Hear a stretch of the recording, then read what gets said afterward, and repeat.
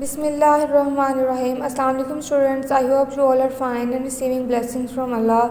Last lecture में हमने physical transmission media की टाइप्स पढ़ी थी। आज हमने एक न्यू टॉपिक पढ़ना है कटिंग एज टेक्नोलॉजीज़ का।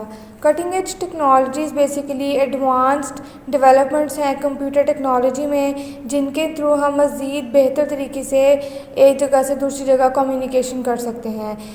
फॉर कटिंग एज टेक्नोलॉजीज़ हमें बताई गई हैं cellular communication, satellite communication, global positioning system and bluetooth. So coming to words are cutting edge technology, cellular communication, it is basically a radio communication. Cellular communication basically एक radio communication है और ये एक specific area तक distribute होती है और उस एरिया को हम सेल कहते हैं। और हर सेल जो है उसको एक ट्रांसीवर सर्व कर रहा होता है, जिस ट्रांसीवर को हम कहते हैं सेल साइट और बेस लोकेशन। जब हम सारे सेल्स को, सारे लैंड एरियाज़ को ज्वाइन कर लेते हैं टुगेदर, तो वो एक जो कम्युनिकेशन प्रोवाइड करते हैं वो एक वाइड जोग्राफिक एरिया तक कवरेज प्रोवाइड करती हैं, जिसके थ्रू हम कम्युनिकेशन कर सकते हैं। ये सेलुलर कम्युनिकेशन थी। आगे डू यू नो में एक इम्पॉर्टेंट बात बताई गई है कि जो फर्स्ट मोबाइल फ़ोन था वो डॉक्टर मार्टिन कूपर मोटोरोला ने 1973 में डेवलप किया था, प्रेजेंट किया था, जिसका वेट जो था वो 2 kg था। और GSM global system for mobile communication is a leading cellular communication system. और आजकल की जो लीडिंग सेलुलर कम्युनिकेशन है वो GSM है। सेलुलर कम्युनिकेशन सिस्टम जो है वो आपको कम्युनिकेशन सर्विसेज प्रोवाइड करता है thousands of cell phone users को। जो सेल फोन हम यूज़ करते हैं उसके थ्रू जो भी कम्युनिकेशन होती है वो cellular communication cutting edge technology के थ्रू होती है। आपको यहाँ पर उन्होंने डायग्रामेटिकली भी शो की हुई है सेलुलर कम्युनिकेशन के डिफरेंट लैंड एरियाज़ हैं और डिफरेंट मोबाइल्स हैं जो कि आपस में कनेक्टेड हैं और हर ट्रांसीवर स्पेसिफिक एरिया को प्रोवाइड कर रहा है अपनी सर्विसेज। ये सेलुलर कम्युनिकेशन थी। नेक्स्ट हम मूव करते हैं अपनी cutting edge technology satellite communication की तरफ। What is satellite communication? Basically जो सैटेलाइट कम्युनिकेशन है वो वायरलेस कम्युनिकेशन है, जिसमें जो कम्युनिकेशन होती है वो केबल्स के थ्रू नहीं होती बल्कि सिग्नल्स के थ्रू होती है। और सैटेलाइट कम्युनिकेशन के नाम से ही हमें पता चल जाता है कि इसके जो मेन ऑब्जेक्ट्स होते हैं वो सैटेलाइट्स होती हैं और इन सैटेलाइट्स को हम कहते हैं कम्युनिकेशन सैटेलाइट्स, क्योंकि ये कम्युनिकेशन में हमें हेल्प कर रही होती हैं। कम्युनिकेशन सैटेलाइट्स जो हैं वो बेसिकली टेली कम्युनिकेशन के लिए यूज़ होती हैं। जो डिस्टेंस, ज़्यादा डिस्टेंस पे कम्युनिकेशन होनी होती है उसके लिए हमें फ़ायदेमंद होती हैं। These satellites enable us to communicate over large distances। ये सैटेलाइट्स हमें इस काबिल बनाती हैं कि हम कम्युनिकेट कर सकें दूर दूर तक, जहाँ पे हम फिज़िकली जाना हमारे लिए इम्पॉसिबल होता है। Satellite communication can be used for many applications such as international for telephone call, phone calls, कि अगर आपने बाहर टेलीफोन कॉल्स करनी है या रिमोट एरियाज़ अर्थ के ऐसे हैं जहाँ पे आपको जा नहीं सकते, वहाँ पे कम्युनिकेट करना है। अगर आपने शिप्स को या एयरक्राफ्ट वगैरह से कम्युनिकेशन करनी है तो सैटेलाइट कम्युनिकेशन इन चीज़ों में यूज़ होती है और बहुत ज़्यादा फ़ायदेमंद रहती है। सैटेलाइट कम्युनिकेशन आपको वो कम्युनिकेशन प्रोवाइड करती है जहाँ पर आप खुद नहीं जा सकते, लार्ज डिस्टेंसेस पे होती हैं, तो हम इजीली सैटेलाइट कम्युनिकेशन के थ्रू कम्युनिकेट कर सकते हैं। नेक्स्ट हमारी कटिंग एज टेक्नोलॉजी है ग्लोबल पोजीशनिंग सिस्टम GPS। इससे आप सब वाकिफ़ हैं कि ये एक नेविगेशन सैटेलाइट सिस्टम है जिसके थ्रू क्या होता है कि आपकी जो लोकेशंस है उसको डिटरमिन कर सकती हैं सैटेलाइट्स और ये फाइंड कर सकती हैं कि अर्थ में जिस भी डिवाइस में वो GPS सिस्टम लगा हुआ है उसकी लोकेशन को ट्रैक कर सकती हैं। GPS can be use to pinpoint any ship और सबमरीन ऑन द ओशन। अगर सबमरीन या ओशन में किसी भी सबमरीन पे या किसी भी माउंट पे GPS सिस्टम लगा हुआ है तो उसके थ्रू हम उसकी लोकेशन को पिन पॉइंट कर सकते हैं। जैसे कि हम माउंट एवरेस्ट की हाइट को मेजर कर सकते हैं जीपीएस सिस्टम के थ्रू।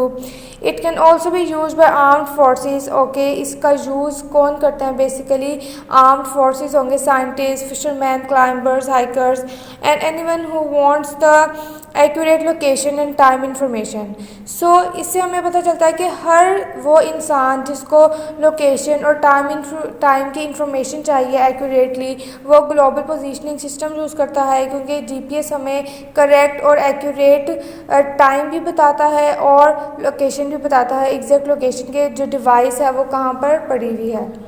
सो ये ग्लोबल पोजीशनिंग सिस्टम था। आप फिगर में भी देख सकते हैं कि सैटेलाइट्स हैं और जीपीएस रिसीवर्स हैं जिसके थ्रू वो डिफरेंट डिवाइसेस की लोकेशन को ट्रैक कर सकते हैं।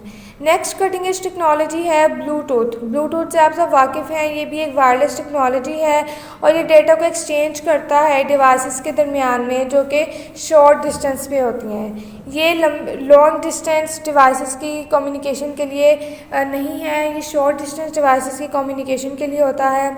और networks are usually form temporarily. आप जब ब्लूटूथ के थ्रू कम्युनिकेशन कर रहे होते हैं तो नेटवर्क्स जो वो टेम्परेरीली बनते हैं और फिर वो नेटवर्क्स ख़त्म भी हो जाते हैं। और नेटवर्क्स आपकी पोर्टेबल डिवाइसेस जो कि सेलुलर फ़ोन्स हो गए, कंप्यूटर्स या लैपटॉप्स हो गए, उनके थ्रू बनते हैं। Bluetooth offers services like file sharing, voice transport and for connecting devices like mouse, keyboard etcetera. Bluetooth आपको सर्विसेज प्रोवाइड करता है जिसके थ्रू आप फाइल शेयरिंग कर सकते हैं, वॉइस शेयर कर सकते हैं, डिवाइसेस को कनेक्ट कर सकते हैं, माउस हो गया या कीबोर्ड हो गया। सो इस तरह की फैसिलिटीज़ ब्लूटूथ आपको प्रोवाइड करता है कि आप शॉर्ट डिस्टेंस पे अपनी कोई भी जो आपकी फ़ाइल्स हैं या वॉइस है, कोई भी डेटा है, उसको शेयर कर सकते हैं। सो यहाँ पर हमारा चैप्टर जो है वो ख़त्म होता है। आई होप कि हमने अभी तक जितना भी पढ़ा है वो आप सबको समझ आया होगा। आई होप कि आपने अब तक जो भी हमने पढ़ा है उसको अच्छे से लर्न भी किया होगा और क्वेश्चन आंसर्स जो हैं वो अब हम स्टार्ट करेंगे। सबसे पहले हम अपने ऑब्जेक्टिव की तरफ आते हैं। MCQs. A computer network is interconnection of two or more computers. ठीक है, कंप्यूटर नेटवर्क दो या दो से ज़्यादा कंप्यूटर्स के दरमियान का नेटवर्क होता है।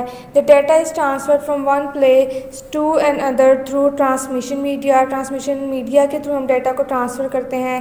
विच of the following is a communication device? Modem is a communication device. ठीक है, माउस, मॉनिटर, प्रिंटर जो है वो इनपुट डिवाइसेज होती हैं। Which device is use to send messages, data और इंफॉर्मेशन टू अदर डिवाइसेस? कौन सी डिवाइस हम यूज़ करते हैं मैसेजेस या डेटा वगैरह को सेंड करने के लिए? तो उन डिवाइसेस को हम सेंडिंग डिवाइसेस कहते हैं। Which of the following network is confined to a relatively small area? So हम ये पढ़ चुके हैं, इट इज़ वैन। ओके, इन वैन W stands for wide. Okay, which is a powerful computer that facilitates a whole network by providing variety of services to the computer or devices connected to the network. So server वो computer है जो कि पूरे network को facilitate करता है और different services provide करता है। सो सर्वर वो है जो कि सर्विस को प्रोवाइड कर रहा है। Dash is an expansion card that enables a computer to connect to our network. So हमने पढ़ा था कि network interface card is an expansion card. Last MCQ है, dash is a type of wire that consist of a center wire surrounded by insulation then a grounded shield of braided wire. So ये कौन सी wire थी? Coaxial cable थी। Okay, so last MCQ is which of the following is the fastest transmission media? So fiber optic cable is the fastest communication transmission media.